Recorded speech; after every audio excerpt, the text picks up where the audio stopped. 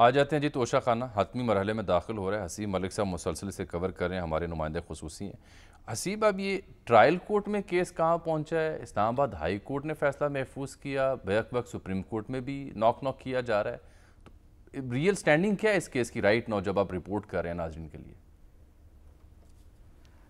سر دیکھیں, بیسکلی جو trial court کے اندر جو کیسز جو چل رہا ہے توشہ خانہ کیس, اس کے اندر جو ڈیلی بیسس کے اوپر جو فیصلہ آ رہا ہے, اور وہ چیئرمین پی ٹی آئی کے جو وکیل ہیں انہیں مسلسل ان فیصلوں کو اسلام آباد ہائی کورٹ کے اندر وہ چیلنج کرتے جا رہے ہیں. جیسا کہ گواہان کی فہرست جو چیئرمین پی ٹی آئی کی جانب سے جمع کروائی گئی تھی عدالت میں, وہ مسترد ہوئی تو اس کے فیصلے کو بھی اسلام آباد ہائی کورٹ میں چیلنج کر دیا گیا. اسی طرح درخواست کے قابل سماعت ہونے کے حوالے سے جو درخواست مسترد ہوئی تھی اس کو بھی اسلام آباد ہائی کورٹ میں چیلنج کیا گیا. جج کے اوپر عدم اعتماد سے متعلق جو درخواست تھی اس کو بھی ہائی کورٹ کے اندر چیلنج کیا گیا. تو اس طرح سے ہم دیکھ رہے ہیں کہ توشہ خانہ جو فوجداری کارروائی کا جو کیس ہے وہ شروع سے جیسے سٹارٹ ہوا ہے اس کے اندر جو فیصلہ آیا ہے چیئرمین پی ٹی آئی کے خلاف, وہ فیصلے کو اسلام آباد ہائی کورٹ میں چیلنج کیا. اس وقت اسلام آباد ہائی کورٹ نے کل فیصلہ کرنا ہے درخواستوں پر کہ کیا یہ دائرہ سماعت اس عدالت کا ہے یا نہیں ہے. یہ درست ہے؟ جی بالکل,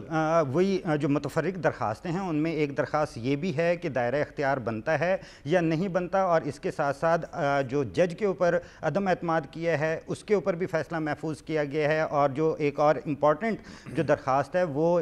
گواہان کی جو فہرست جمع کروائی گئی تھی گزشتہ روز چیئرمین پی ٹی آئی کے وکیل بیرسٹر گوہر کی جانب سے, اور گواہان کی عدم دستیابی کے باعث اس کو مسترد کر دیا گیا تھا, اس کو بھی اسلام آباد ہائی کورٹ میں پی ٹی آئی وکلا کی جانب سے چیلنج کیا گیا تھا. تو اس کے اوپر بھی فیصلہ محفوظ ہے, اور یہ محفوظ شدہ فیصلہ اب کل سنایا جائے گا. اور اگر آج کی کارروائی کے حوالے سے بات کریں تو نہیں پہلے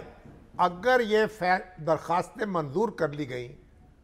تو پھر معاملہ اثر نو شروع ہوگا, اثر نو سماعت ہوگی. اور اگر یہ درخواستیں مسترد ہو گئیں تو پھر کل جو عدالت ہے زیریں عدالت وہ اپنا فیصلہ سنائے گی. جی بالکل یہی ہے, اور آج بلکہ اسلام آباد ہائی کورٹ کی طرف سے یہ ڈائریکشن بھی دی گئی تھی کہ جو ہے ابھی فیصلہ محفوظ نہ کیا جائے, کیونکہ آج ٹرائل کورٹ کے اندر بیسک عدالت نے حتمی دلائل کے لیے فریقین کو طلب کر رکھا تھا. اور یہی وجہ ہے کیونکہ اسلام آباد ہائی کورٹ کے اندر متفرق درخواستیں پینڈنگ ہیں. اس کے اندر یہ ہے کہ اگر درخواستیں ایکسیپٹ ہوتی ہیں تو پھر ظاہر ہے ٹرائل کورٹ کے اندر فیصلہ جو ہے وہ پینڈنگ میں چلا جائے گا, اور اگر پی ٹی آئی کی جو درخواستیں ہیں وہ مسترد ہوتی ہیں تو ظاہر ہے توشہ خانہ جو کیس ہے وہ حتمی مراحل میں ہے, اس کے اوپر حتمی دلائل دیے جائیں گے اور اس کے بعد فیصلہ محفوظ کر لیا جائے گا. تو اوورآل جو ابھی دلائل دیے جانے ہیں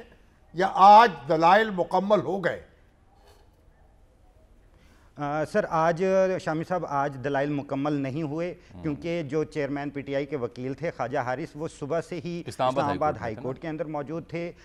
سماعت کا آغاز جو ہے وہ 11 بجے ہوا تھا, اور ان کے معاون وکیل عدالت میں پیش ہوئے اور ان کی جانب سے یہ موقف اختیار کیا گیا کیونکہ خواجہ حارث سینئر کونسل ہیں اور وہ اسلام آباد ہائی کورٹ کے اندر مصروف ہیں, تو عدالت جو ہے سماعت میں وقفہ کرے. تو ان کی استدعا منظور بھی کی گئی اور 12:30 بجے تک ملتوی کیا گیا. 12:30 سے پھر 1:30 بجے تک سماعت کو ملتوی کیا گیا. تو اسی سلسلے میں کیونکہ اسلام آباد ہائی کورٹ کے اندر خواجہ حارث تھے وہ ٹرائل کورٹ میں نہیں آ سکے, اس وجہ سے آج حتمی دلائل نہیں ہو سکے. تو عدالت نے تقریباً 4 بجے تک ویٹ کیا, اور آمنہ علی ایک جونیئر تھیں وکیل پی ٹی آئی کی طرف سے, وہ عدالت میں پیش ہوئی تھیں اور ان کی جانب سے یہ موقف اختیار کیا گیا تھا کیونکہ اسلام آباد ہائی کورٹ کے اندر جو درخواستیں ہیں اس کے اوپر فیصلہ محفوظ ہو چکا ہے. تو عدالت تھوڑا سا وقت دے کہ ادھر سے فیصلہ سنا دیا جائے, تو اس کے بعد جو ہے خواجہ حارث ادھر پیش ہوں گے اور جو بھی فیصلہ ہوگا اس کے مطابق جو ہے اگلا سٹیپ اٹھایا جائے گا. تو عدالت نے پھر کل صبح 8:30 بجے تک سماعت کو ملتوی کیا ہے, اور آج حتمی دلائل نہیں ہو سکے کیونکہ خواجہ حارث تھے نہیں. الیکشن کمیشن کے جو وکیل یہ بتائیں کہ یہ جو نقطہ رپورٹ ہو رہا ہے کہ جی ٹیکس گوشوارے چونکہ ٹیکس کنسلٹنٹ نے پیش کیے تو اسے بلائیں, یا ملٹری سیکٹر, یہ آج زیر بحث آیا ہے, کیا کہنا تھا اس پہ کورٹ کا؟ نہیں، یہ آج سماعت میں نہیں ہوا تھا، یہ گزشتہ روز جو ہے سماعت میں زیر بحث آیا تھا، کیونکہ جب 342 کا بیان قلم بند کروایا گیا تھا چیئرمین پی ٹی آئی کی طرف سے، تو ان کی جانب سے یہ موقف اختیار کیا گیا تھا کہ جو تحائف ہیں وہ میں نے ڈائریکٹ سیل آؤٹ نہیں کیے، اور اس کے ساتھ ساتھ جب گواہان کی جو فہرست جمع کروائی گئی تھی چیئرمین پی ٹی آئی کے وکلاء کی جانب سے، تو اس کے اندر الیکشن کمیشن کے جو وکیل تھے ان کی جانب سے یہ موقف اختیار کیا گیا تھا، اور یہ پوائنٹ اٹھایا گیا تھا کہ یہ جو چاروں گواہان ہیں ان کا تعلق توشہ خانہ سے یا بیان حلفی، جو کہ الیکشن کمیشن کا پوائنٹ ہے کہ یہ غلط بیانی کے اوپر جو ہے بیان حلفی جمع کروایا گیا ہے، تو اس سے ریلیونٹ جو ہے یہ گواہان نہیں ہے۔ یہ جو گواہان کی فہرست جمع کروائی گئی ہے یہ ٹیکس ریٹرن سے متعلق ہے یا جو ٹیکس سے ریلیونٹ جو بندے ہوتے ہیں۔ میں شامی صاحب سے بھی پوچھ لیتا ہوں، آپ یہ بتائیں کہ اس میں کیا سزا کر سکتی ہے ٹرائل کورٹ؟ جرمانہ کر سکتی ہے، نااہل تو غالباً نہیں کر سکتی۔ اس کے نتیجے میں نااہل ہو جائے گا نا، جب آپ صادق اور امین نہیں رہے، اگر آپ کو خیانت مجرمانہ کے ضمن میں سزا ہوتی ہے تو اس کے نتیجے میں آپ نااہل ہو جائیں گے، یہ ہے نا۔ ٹھیک، اور کتنی سزا ہو سکتی ہے اس میں حسیب؟ اچھا، اس میں بیسک جو ہے زیادہ سے زیادہ جو سزا ہے وہ 3 سال ہے اور 1 لاکھ تک کا جرمانہ کیا جا سکتا ہے۔ تو یہ اب ظاہر ہے عدالت کے پاس اختیار ہے کہ وہ کتنی سزا دیتی ہے اس سینیریو کے اندر۔ اصل بات یہ ہے کہ مجرم ڈکلیئر کرتی ہے یا نہیں کرتی عدالت، ٹرائل کورٹ۔ سزا جو ہے وہ کم ہو یا زیادہ ہو یہ میٹر نہیں کرتی، اگر وہ تا برخاست عدالت میں سزا دے دے اور یہ کہے کہ انہوں نے خیانت کا ارتکاب کیا ہے تو اس کے اپنے اثرات ہوں گے، لیکن بہرحال اب یہ مقدمہ جو ہے اب آخری مرحلے میں پہنچ گیا ہے۔ اگر تو کل اسلام آباد ہائی کورٹ نے کوئی درخواست ان کی قبول کر لی تو پھر اثر نو، تو پھر اثر نو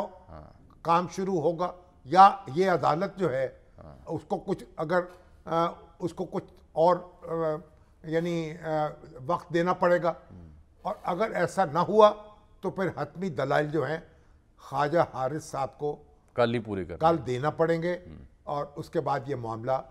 ختم ہو جائے گا۔ ٹھیک، تو یہ تو کوشش تو یہ رہی ہے نا پوری، جو دفاع کے وکیل ہیں یا صفائی کے وکیل ہیں ان کی، کہ یہ مقدمہ جو ہے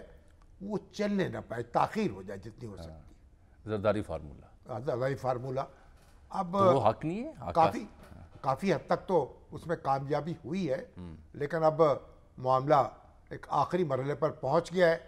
بہرحال اس کے بعد پھر اپیل شروع ہوگی، ایک مقدمہ فیصلہ اگر ہو گیا آپ کے خلاف تو اس کے خلاف اپیل ہوگی، اگر اس میں عدالت نے فیصلہ معطل کر دیا تو اس کے اور اثرات ہوں گے، اور اگر معطل نہ کیا تو اس کے اور اثرات ہوں گے۔ چلیے